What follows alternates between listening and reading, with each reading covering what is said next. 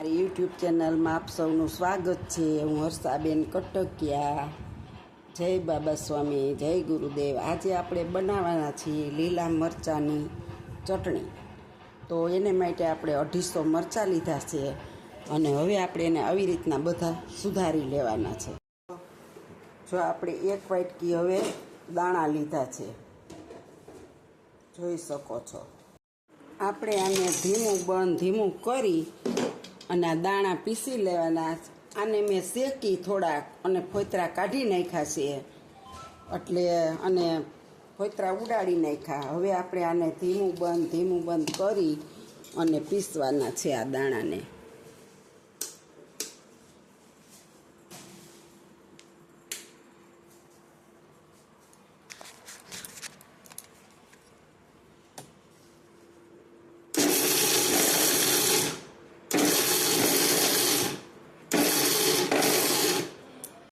જો આપણે ધીમું બંધ કરી અને પીસી લીધું છે। હજી જરીક એકાદો ફેરવી દઈએ।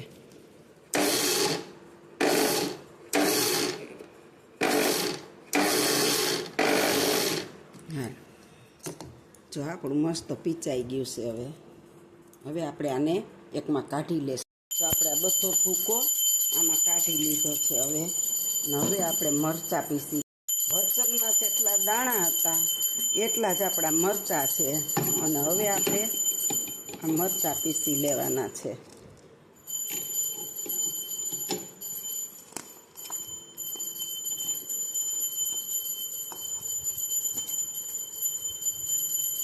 આપણે અડધા મરચાં બાકી હતા ને એ પણ અંદર નાખી દેશું।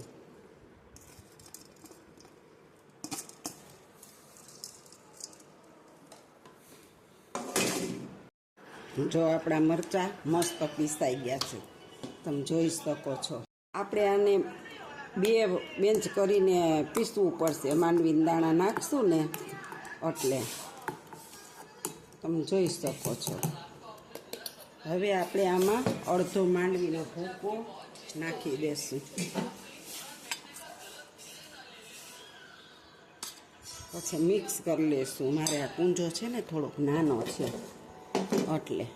અને હવે આપણે એની અંદર આટલાની અંદર જેટલું સામે ને એટલું નિમક આપણે નાખી દેશું, તમે જોઈ શકો છો। અને આપણે 5 લીંબુનો રસ કાઢ્યો છે, અડધો આમાં નાખશું, અડધો બીજી બેન્ચમાં નાખશું। અને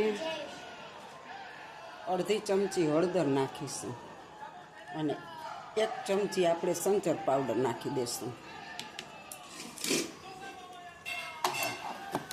અને હવે આપણે આને આ બીજો ભૂકો નાખીને બીજી વખત પીસી લેશું, કારણ કે એકમાં હમાય એમ નથી। ચટણી ઝાઝી કરવાની છે જમવા। આપણે બીજી બેન્ચને પીસી લેશું। બીજી બેન્ચ પીસાઈ ગઈ છે।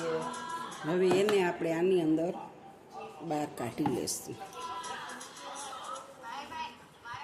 જો આપણી આ રાજકોટની ફેમસ ચટણી ઘરે બની ગઈ છે। અમારે ત્યાં ગામડામાં મળે નહીં, અમારે તો રાજકોટ જાય તો લાવતા હોય અને અમે બનાવી છે આ। જો તમને મારી આ રેસીપી સારી લાગે તો લાઈક કરજો, શેર કરજો, બેલ લાઈક બટન દબાવવાનું ભૂલતા નહીં। અને મેં બનાવી એમ તમે બનાવજો, બહુ સરસ બને છે। અને અમે આ ચટણીને હવે કાચની બોટલમાં ભરી લેશું, જોઈએ એમ ખાવા માટે। જેટલી જોશે એટલી વાપરશું, તો અમારે 1.5 મહિનો હાલશે। જો મારી રેસીપી સારી લાગે તો લાઈક કરવાનું ભૂલતા નહીં, સબસ્ક્રાઈબ કરવાનું ભૂલતા નહીં। આવજો। જય બાબા સ્વામી, જય ગુરુદેવ।